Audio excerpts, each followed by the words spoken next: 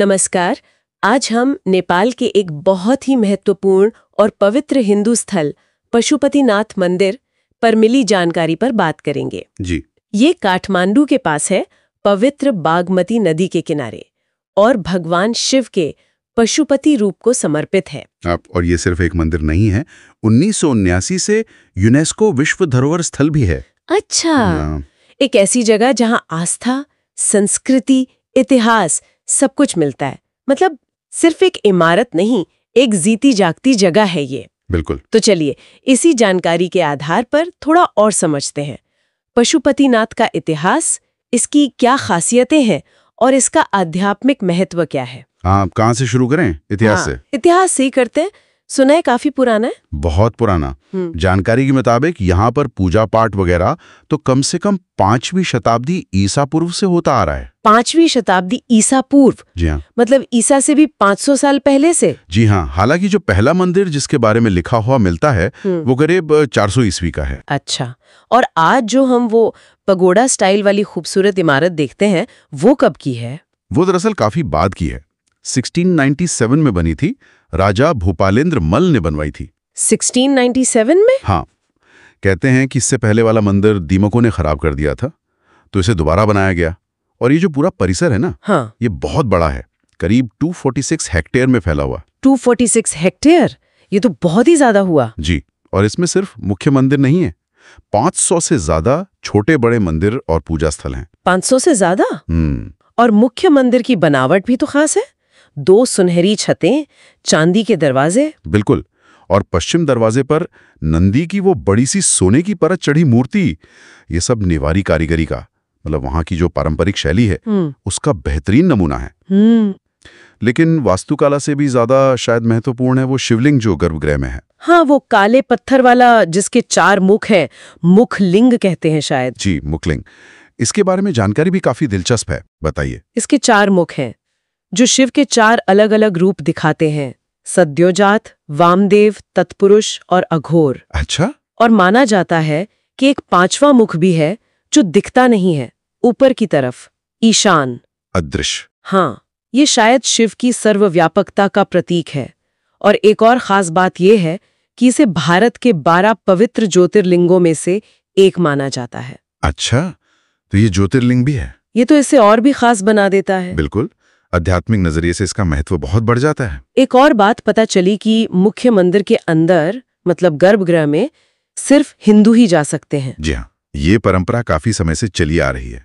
लेकिन ऐसा नहीं है कि बाकी लोग दर्शन नहीं कर सकते। तो फिर कैसे? नदी के दूसरी तरफ भागमती के पार चबूतरे बने हुए हैं, वहां से मंदिर और घाटों का नजारा अच्छे से दिखता है। तो व्यवस्था ऐसी है कि सबका सम्मान रहे। और त्योहारों पर तो यहाँ बहुत भीड़ होती होगी, जैसे महाशिवरात्रि। हाँ बिल्कुल, महाशिवरात्रि तो सबसे बड़ा त्योहार है यहाँ का। हजारों बल्कि लाखों लोग आते हैं। लाखों? जी।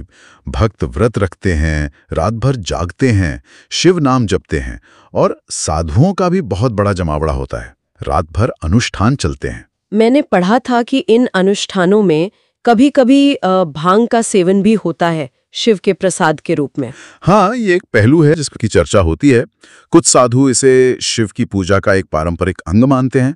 हालांकि ये सब एक नियंत्रित और अनुष्ठानिक तरीके से ही होता है।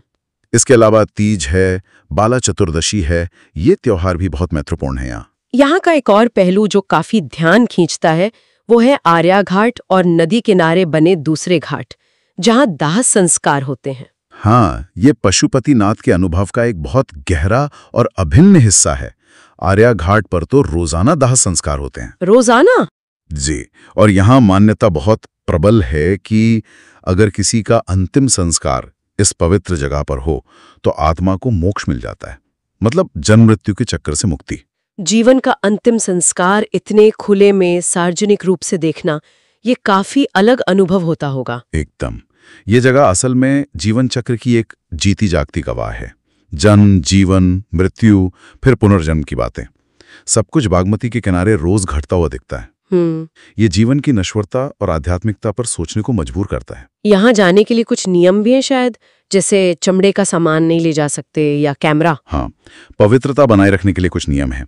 चमड़े की चीजें जैसे जूते, बेल्ट वो अंदर अलाउड नहीं है और मुख्य मंदिर परिसर में फोटो खींचना मना है। ठीक है। लेकिन पहुंचना बहुत आसान है। काठमांडू शहर और एयरपोर्ट से बस 5 किलोमीटर दूर है। तो कुल मिलाकर देखें तो ये सिर्फ एक मंदिर नहीं बल्कि एक पूरा आध्यात्मिक माहौल है। सही कहा। संक्षेप में कहें तो पशुपतिनाथ सिर्फ ईंट पत्थर की इमारत नहीं बल्कि एक पूरा इकोसिस्टम है, एक आध्यात्मिक इकोसिस्टम जहां पुरानी मान्यताएं, कमाल की वास्तुकला और रोजमर्रा के जीवन के गहरे संस्कार सब एक साथ मिलते हैं।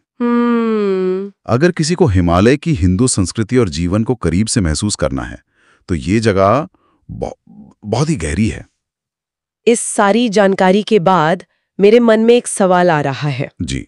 पशुपतिनाथ में जैसे दाह संस्कार जैसे जीवन के अनुष्ठान इतने सार्वजनिक रूप से होते हैं, ये कई दूसरी संस्कृतियों से कितना अलग है जहां ये चीजें बहुत निजी रखी जाती हैं। हाँ, ये अंतर तो है। तो ये जो सार्वजनिक रूप है ये वहां के लोगों की जीवन, मृत्यु और आध्यात्मिकता के बारे में सोच को कैसे प्रभावित करता होगा, ये सोचने वाली बात है। बिल्कुल, ये गहरा सवाल है जिस पर विचार किया जा सकता है।